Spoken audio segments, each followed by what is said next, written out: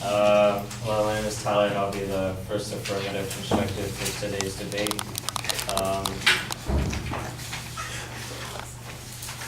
In Donald Trump's new presidency recently passed a plan that would, Donald Trump's new presidency recently passed a plan that would temporarily halt travel from the potential dangerous countries of Iran, Libya, Somalia, Sudan, Syria, and Yemen. As the affirmative constructive, I would like to state that we believe that the United States should reinstate the travel ban implemented by President Trump in his office in its current form.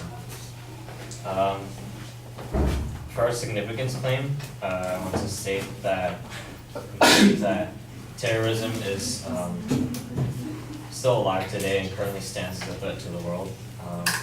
For instance, though it was a little while ago, I feel that it's still somewhat relevant to today, which was the biggest terrorist attack in our country, which was 9/11, wherein almost 3,000 people died as a result of this terrorist attack. Also, in more modern times, in the past year or two, we've had multiple strong terrorist attacks worldwide, including in 2015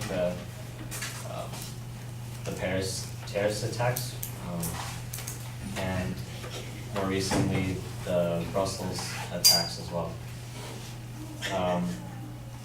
Even in this last voting season, ISIS itself, or no, not ISIS. ISIS sent out terrorist threats upon the American voters, saying that on in an article released by The Independent, they stated that a 7-page document released by its media corps, the group said in its standard tone, the blood of Crusader voters is even more deserving of being spilled than the blood of Crusader combatants.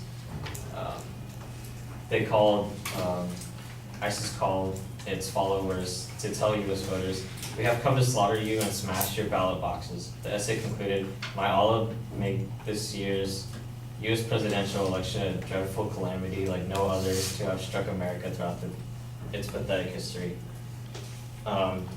These threats and others caused the FBI to be on alert during the presidential election. In the same article, it states that intelligence gathered by the U.S. authorities reportedly suggested Al-Qaeda may be planning attacks in the states of New York, Texas, and Virginia to coincide with the election. Reports in the U.S. media said authorities in the 3 states have been placed on alert. So to move on to our inherency claim, I would like to state that terrorist groups make their way into and influence Western countries from the Middle East. We find after research that many terrorist leaders involved with the large terrorist attacks often have made visits to Syria for religious pilgrimages. If you look, the leader of the 2015 Paris terrorist attacks has spent time in Syria. In an article by CNN named 2015 Paris terror attacks fast facts, said that Abdel Hamid Al-Ghalib, who is deceased, killed during the November 18th raid of an apartment building in the northern Paris suburb of Saint Denis. He was a Belgian citizen but had spent time in Syria. Also, similarly, we find that people coming from Syria can be a danger as well. In the same article, we find that one of the terrorist bombers in the Paris attacks made his way to Paris from Syria by pretending to be a Syrian refugee. They stated that a man named Ahmad al-Mohammed, which wasn't really his real name, he was now deceased, held an emergency passport or similar document and falsely declared himself to be a Syrian named Ahmad al-Muhammad, born on September 10, 1990. Arrived on the Greek island of Leros on October 3rd and among numerous Syrian refugees, according to a French senator who was briefed by the Ministry of the Interior.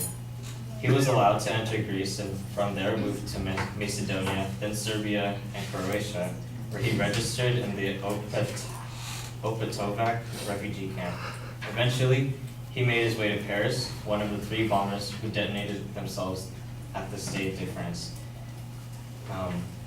Not to say that that means that Syrian refugees themselves are dangerous, but that these refugees can be used as possible terrorist threats to our country as well. Also, we find that ISIS itself is based in Iran and Syria.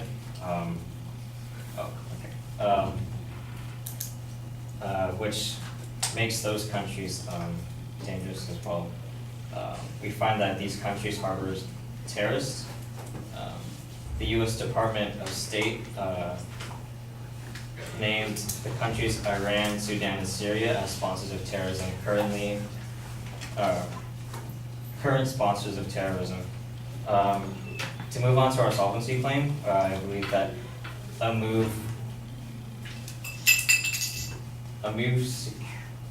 more secure screening system of travelers to and from these countries can help protect the U.S. from overseas terrorist groups. We find that 9/11 could have been prevented by having stronger security in airports, and although the TSA was directly created because of 9/11, we find that in an article by NBC News, it was found under a study that